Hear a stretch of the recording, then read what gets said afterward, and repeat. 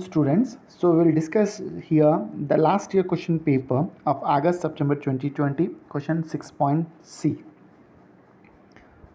Okay, let's look at the question here. We have two companies, company A and the company B, right? So just make a correction into the question paper, that is company B. Fine. So what is given, the details are some of the extracted values from the balance sheet.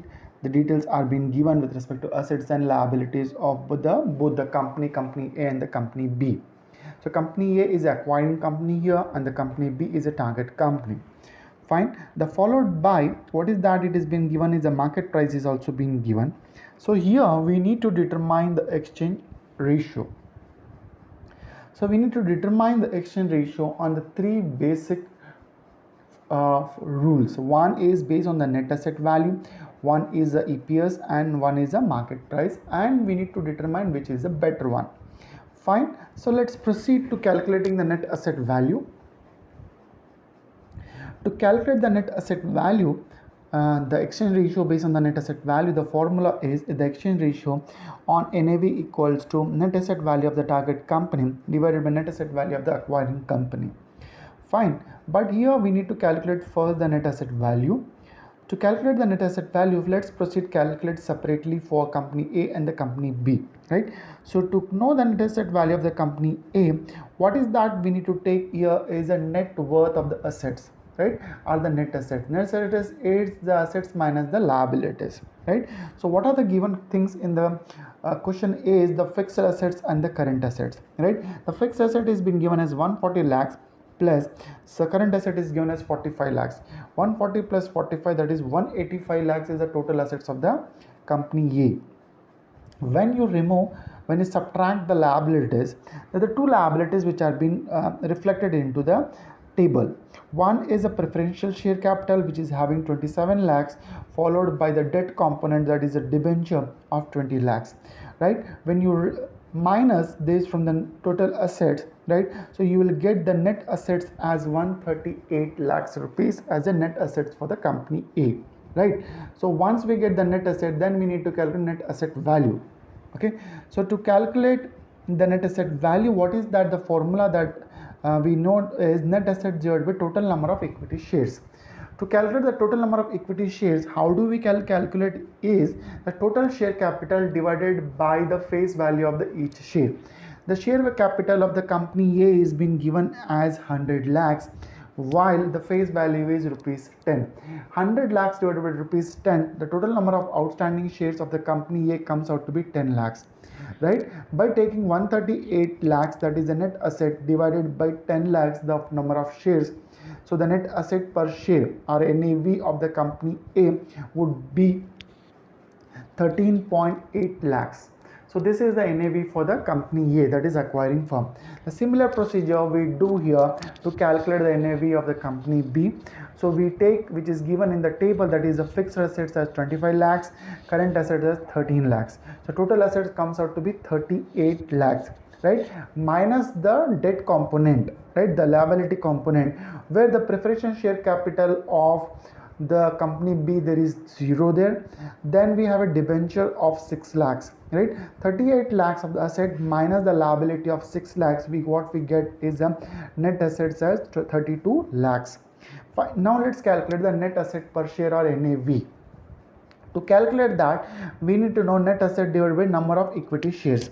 First, let's calculate number of equity share at the roughly, right? So number of equity shares can be calculated by taking the share capital of the firm B divided by share price of the or the face value of the company B. Share capital is being given as 25 lakhs divided by rupees 10 as a face value, which you are going to get as 2.5 lakh shares, right? So net asset per share of the company B is equals to 32 lakhs, that is net asset which is we got, divided by 2.5 lakh shares.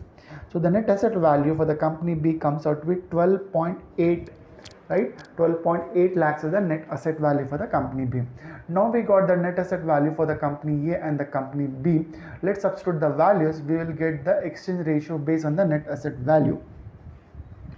Okay, by applying the formula based on the exchange ratio of NAV, The formula is NAV of the company B, that is the target company, divided by NAV of company A, that is acquiring company, right? So NAV of the target company is 12.8 divided by NAV of the target company is 13.8. 12.8 divided by 13.8, it is going to be 0.927.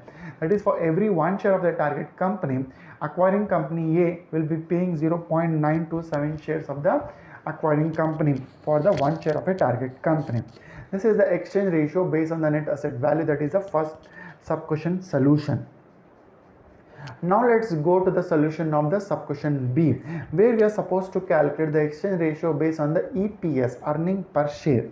But in the given question, they have given earnings after tax, right? Total earnings of the company A and company B are being given, where the total earnings of the company A is 25 lakhs, while the total earnings of the company B is 10 lakh. But we need to know what is the earning per share first. So let's calculate first the earning per share. To calculate the earning per share, we need to take total earning divided by total number of shares for company A and the company B. Right, so the EPS for the acquiring company equals to total earnings divided by total number of equity stocks. Total earning is 25 lakhs, which is given in the question, divided by total number of equity shares, which we have been calculated roughly, right? So that is 10 lakhs. So 25 lakhs divided by 10 lakhs, which comes out to 2.5. That is, earning per share of an acquiring company or the company A is 2.5. Similarly, for the target company, total earning which is given in the table is 10 lakhs divided by total number of outstanding shares, which you have been calculated as 2.5 lakhs. 10 lakhs divided by 2.5 lakhs, the earning per share for the target company comes out to be rupees 4. Right, now once we got the earning per share of an acquiring company and the target company, by substituting this value into the formula of exchange ratio, that is calculating the exchange ratio based on the EPS, equals to EPS of the target company divided by EPS of the acquiring company, that is 4 divided by 2.5, which comes out to be 1.6 shares. That is, for every one share of the target company, the acquiring company has to give 1.6 share of the acquiring share to the target company, right? So this is the exchange ratio based on the earning per share. Right, now let's look at the third sub question, where we are supposed to calculate the exchange ratio based on the market price, right? So the market price of the two companies which has been given in the question, that is, the market price of the company A is 25 and the market price of the company B is 40. Right, the formula is exchange ratio based on the market price is equal to market price of the target company divided by market price of acquiring company, that is 40 divided by 25, where we are going to get as 1.6. So that indicates that for every one share of the target company, we are supposed to pay 1.6 share of acquiring company here. Right, so here we calculated the exchange ratio for all the three sub question.